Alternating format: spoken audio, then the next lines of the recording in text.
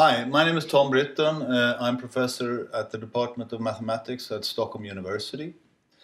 My background is probability and statistics, where I've been doing research for the last 20 years, and quite a lot of my research has been in infectious disease modeling. So that is what I will talk about today, and with particular focus on the current corona outbreak.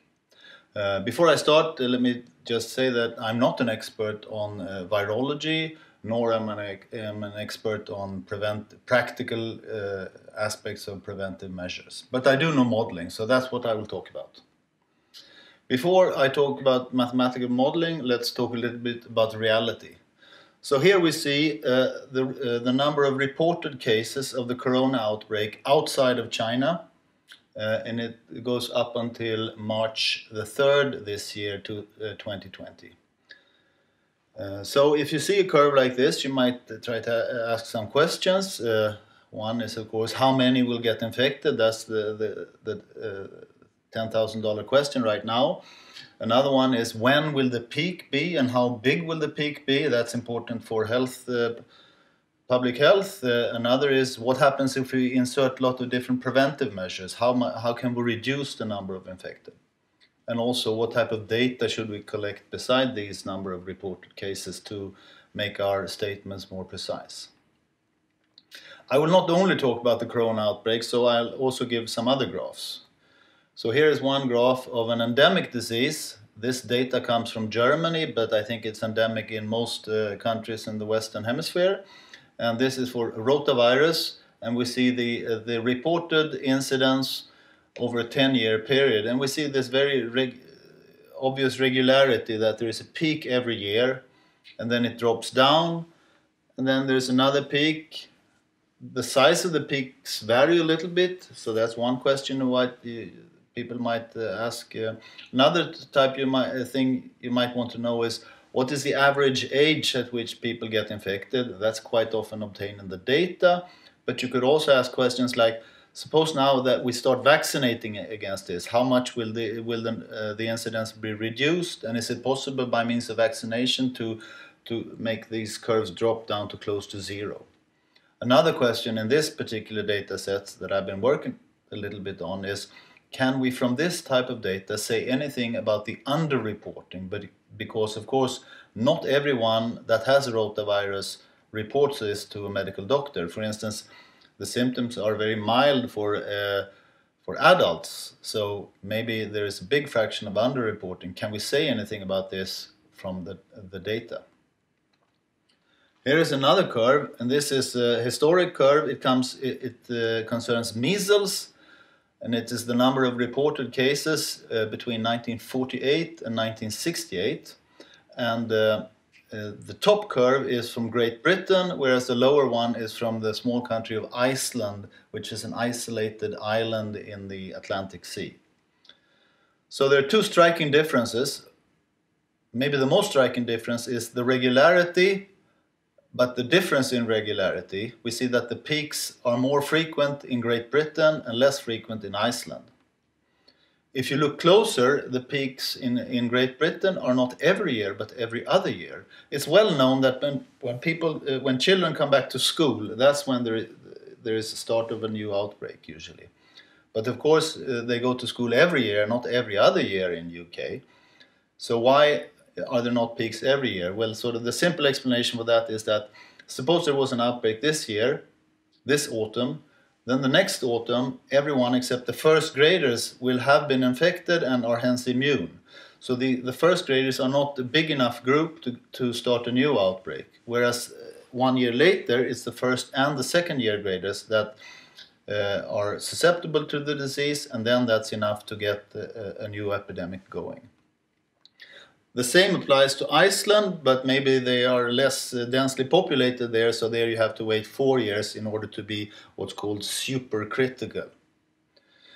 But another difference between these two graphs is that in the top one, you see that measles is maintained in UK all through.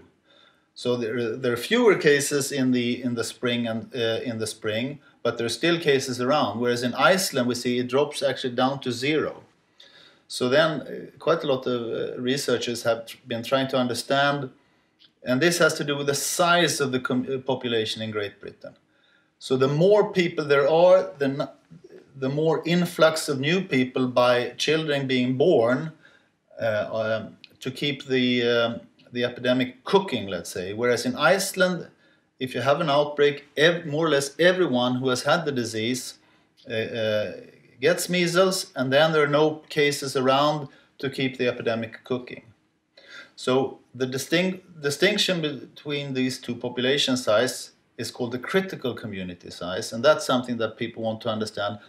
How big is the critical community size, and what factors does it depend on? Does it depend on duration of the infectious period? Does it depend on something called R0, which I will come back to later?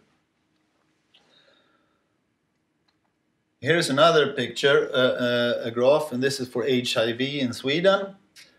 It is from the start of HIV in the early 80s, and we see there was a big peak then, whereas now it seems to stabilize. Perhaps it is slightly increasing, we can see. And questions that are asked for HIV is, within the risk groups, is it growing or is it on decline? What can we do to make the incidence drop? What type of preventive measures are effective? And also another thing is in terms of data analysis, what type of data can we collect? And for HIV, it's possible nowadays to also collect sequences from the viruses, and can that be used to make us learn more about the spreading mechanisms? So that was reality. So now we go to mathematics, which is home turf for me. So mathematician, the job of an applied mathematician is to describe reality, and the main idea is to simplify reality. So from the complex reality, we simplify it to a fairly simple model, capturing the main features of the model, and then you try to analyze this model to say something of what will happen and to better understand the phenomenon. And later on, you might include more and more reality into your model.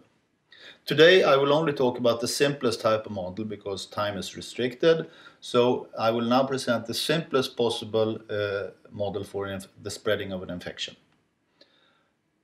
I assume that there is no immunity in the community. That's not too hard to include in the model, but for now, let's assume there is no initial immunity. Another simplification is that we assume all individuals are the same.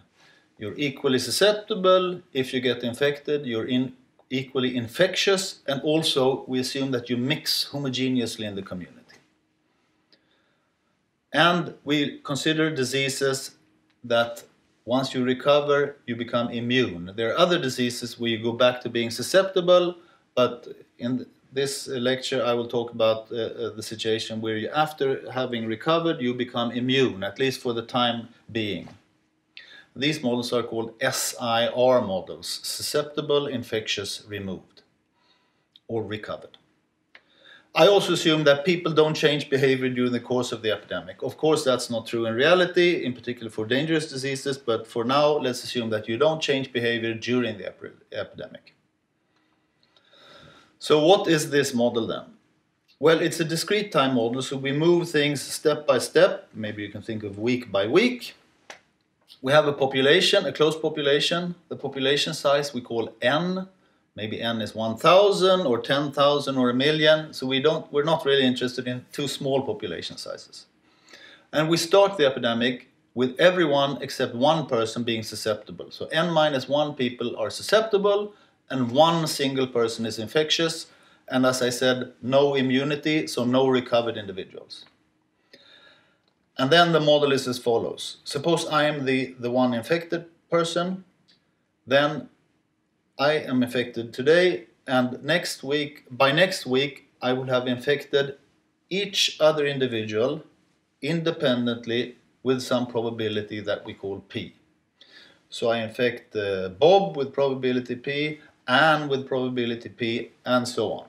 You can think of more or less like you toss a coin, an unfair coin, which says infection with probability P and no infection with probability 1 minus P. And then you do this, and then next week, maybe the result was that I infected 3 other people. These 3 people, for the week thereafter, they toss the same type of coin to every other individual. They don't have to toss a coin to me because I have already been infected and by now I'm immune. So you only have to toss coins to uninfected individuals, and they do this. So maybe these 3 people in total infect an additional 10 people, and then the next stage, these 10 people toss their coins, and so on. Eventually, a larger and larger number will have been infected, so there are fewer and fewer susceptibles remaining to toss the coins with.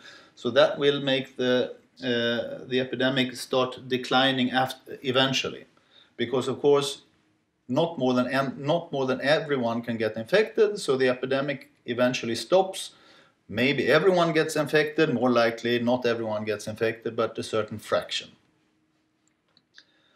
Okay, so this is the model. We toss the coins. Those that I infect, they toss their coins. Those that they infect, they toss their coins, and so on. And we have one probability parameter, which is called P, and then we have the population size, which is called N. The most important quantity of all is called the basic reproduction number, and it is defined as the average number of infections caused by one infected person. And what is then the basic reproduction number for this model if, let's say, P is 0.0015 and the population size is 1,000? Well, think of it. I toss a coin to 1,000 other people, or let's say 900 other people, and each time it's a probability 0.0015. Well, the average number of people that I will infect will then be the product of these two. It's the P times the population size. So in the numerical example, the basic reproduction number is 1.5. And then that is the model. So then you might ask yourself, what will happen with this model? How many will get infected? Another thing you might ask is how will the incidence vary over time? I will come back to the later question, but let me start by first just discussing how many will get infected ultimately. And before doing some mathematics, I've done some simulations. So I've simulated this type of epidemic in a community of size 1,000. I've chosen 2 values of P corresponding to R0 equals 0.8 and R0 equal to 1.5. And I have simulated this in this population, but I haven't simulated it once. I've simulated it 10,000 times. And I've kept the final number getting infected, which is called the final epidemic size. I've collected that from each of the 10,000 simulations. And on the next 2 slides, I plot a histogram of the final sizes of the number of infected cases. So here comes the histogram. The first histogram is for R0 equal to 0.8. And then we see that for all 10,000 simulations, there was no big outbreak. We see that all simulations are concentrated close to 0. So maybe 5 or 10 or even 20 got infected, but never more than 30 or 40 people got infected. So all 10,000 simulations resulted in a small epidemic outbreak. This was for R0 equal to 0.8. How about when R0 is 1.5? Well, then we see that a completely different situation. We see that there is still quite a lot of small outbreaks, but then there is another bulk of outbreaks around or slightly less than 600. So it seems like either you have a fraction 0 getting infected, or around 60% getting infected. You never see outbreaks with 30% infected, and you never see outbreaks of 80% infected. So that's a little bit surprising. And that's something that we mathematicians have been trying to understand and worked on. If you have taken some probability or seen something about that, you might even guess that if you see the bulk around 600, you might even guess that it looks like a normal distribution, and that is actually something that has been proven, that as the population size tends to infinity, it will be concentrated around this value, but there is a normal distribution around this value as well. Okay, So the conclusion was that either very few get infected or else a positive fraction, which I call tau, will get infected. And the later situation only happens if the basic reproduction number is bigger than 1. Why is this the case? Well, I haven't proven that here for you, but you might imagine this to be the case, because suppose that on average you infect less than one person. Well, if I start, I might by chance still infect 2, but they will not infect that many. Maybe they will infect fewer, so eventually it will drop down to 0. Whereas if R0 is bigger than 1, let's say it's 2, I infect 2 people, they on average infect 4 new people, and so on. So then you have something exponentially growing. So the value 1 is called the critical value, and it's only if it's above 1 that you have possibility for a major outbreak. Maybe to a surprise, it's quite easy to derive an equation for the final size, which I call tau. And I will do that now. Let me just remember that tau is then the final size, the fraction of people getting infected. So then n times tau is the number of people getting infected. And the transmission probability, which I call P, is equal to R0 divided by n, because I defined R0 as n times P, so that means that P must equal to R0 divided by n, and that is the transmission probability. So now comes an equation for how to derive the final fraction getting infected. Tau is the final fraction getting infected, so that means that 1 minus tau is the fraction not getting infected. And the fraction not getting infected is, from an individual perspective, the same thing as the probability not to get infected. And what is the probability not to get infected in the model? Well, the probability not to get infected is the probability that you avoid being infected from all those people that were infected who tossed their coins towards you. And for each coin, the probability not to get infected is 1 minus P. And since there was n times tau people getting infected, the total probability of not getting infected is 1 minus P raised to the power n times tau. So 1 minus tau must equal 1 minus P to the power n times tau. And then we rewrite P as R0 over n. And then we use an approximation which is well known in mathematics, and if you haven't seen it, I'm afraid that I can't explain this now, but that says that 1 minus something small raised to something large is very close to the exponential function, and that's what this formula says. So we end up with the following equation, that 1 minus tau is equal to e to the minus R0 tau. And R0 is something that is given to us, or for any disease there is a specific R0, and then that equation gives a solution tau for a particular value of R0. Unfortunately, that equation is a little bit more complicated than many equations you've seen in school. It's not possible to give an explicit solution for what tau is, but you can compute it numerically very easy. And what comes now is a graph of this solution as a function of R0. So here it is. We see that for R0 values smaller than 1, we see that the solution is tau equals 0. Whereas when R0 is larger than 1, we see that the size of the outbreak grows very quickly up towards 1. For instance, in my numerical example, if I had R0 equal to 1.5, if you follow this graph, if you take the value 1.5 and follow it up to where you meet the curve, you see that this happens just below 0.6. If I remember correctly, the numerical value is 0.583. So this says then that the final size, if you have R0 equal to 1.5, is slightly smaller than 60%. And this agrees very well with our simulations, which said that close to 60% got infected in those situations where you have a big outbreak. So This simulation, in a sense, confirms this formula, that it holds true, at least for R naught equal to 1.5, and hopefully you believe me that it also holds if I would have chosen a different R naught.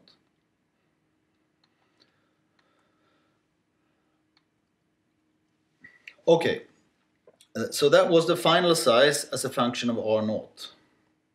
And the main observation was that if the basic reproduction number is smaller than 1, then we have no major outbreak. I'll come back to that later.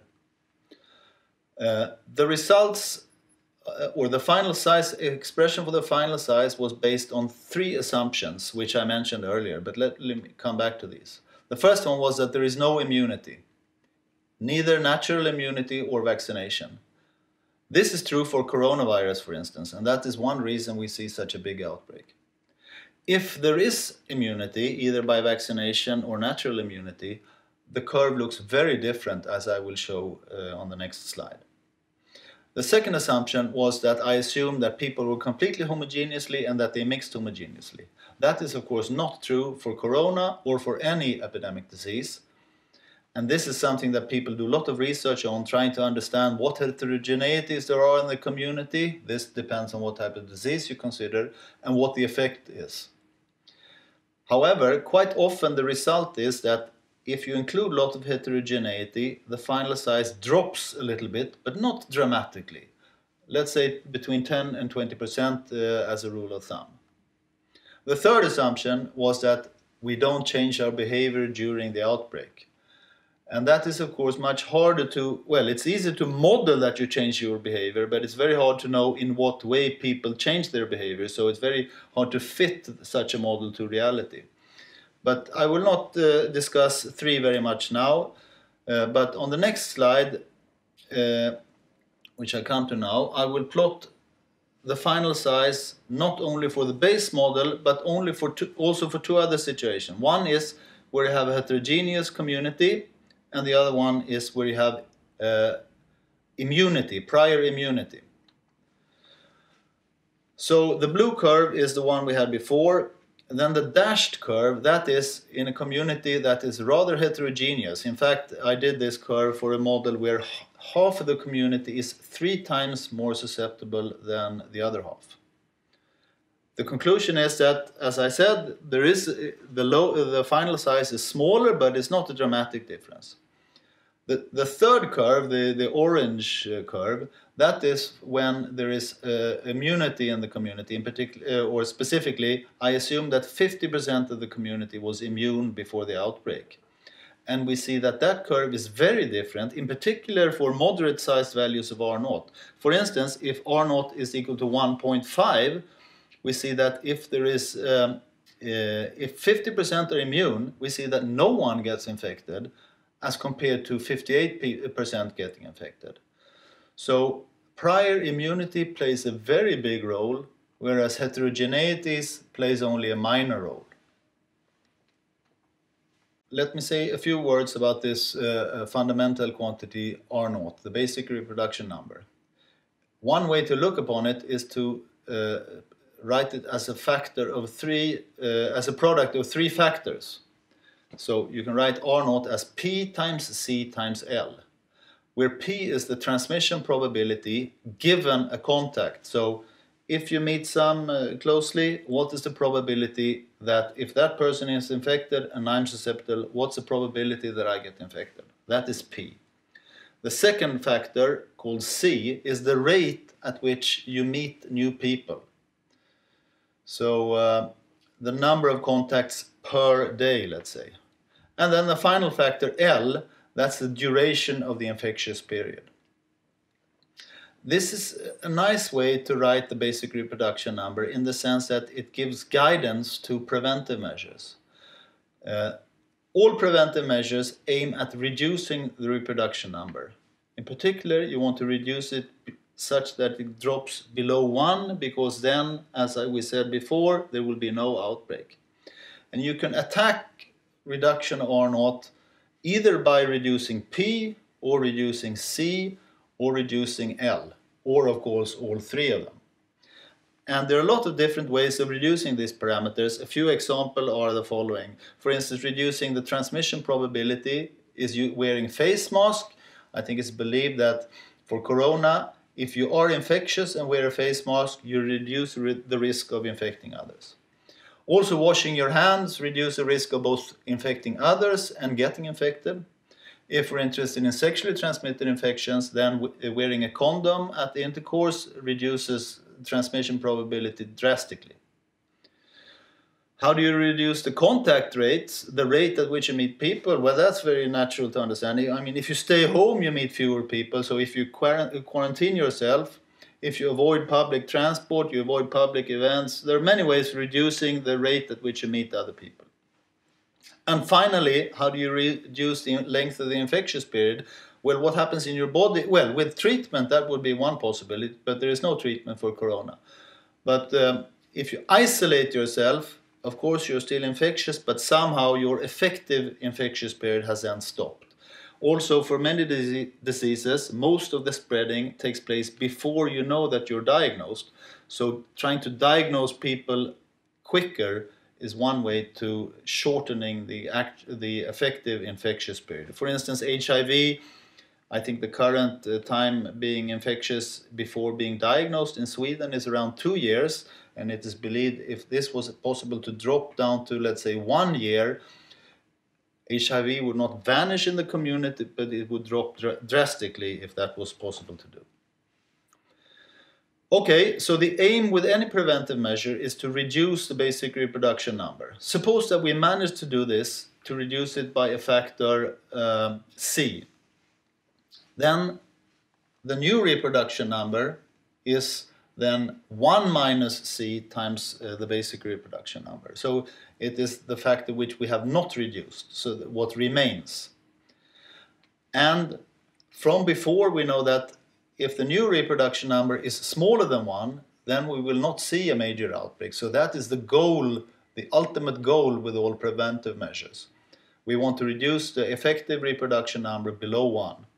And if you look at this simple equation, that is equivalent to saying that you want this reduction factor C to be larger than 1 minus 1 upon R0.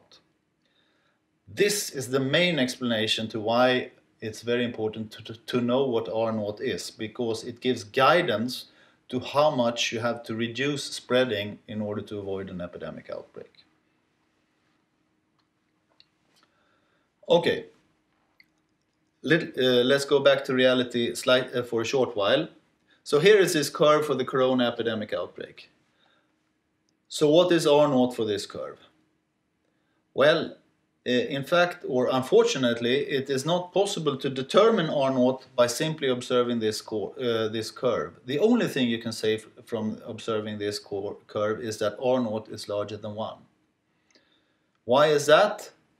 Well, this growth curve that we just saw has an exponential growth, that we can call it exponential growth R, and this rate of growth depends on 2 factors, not only R0, but it also depends on something called the generation time. And the generation time describes the time between getting infected and infecting others. And the shorter the generation time, the quicker is the epidemic growth. The larger R0 you have, the quicker epidemic growth you have. That means that there are many combinations of generation time and R0 that can give rise to this curve. So this curve could be either with a small R0 and a small generation time, or a large reproduction number and a large generation time. So we cannot say what R0 is by simply observing this curve.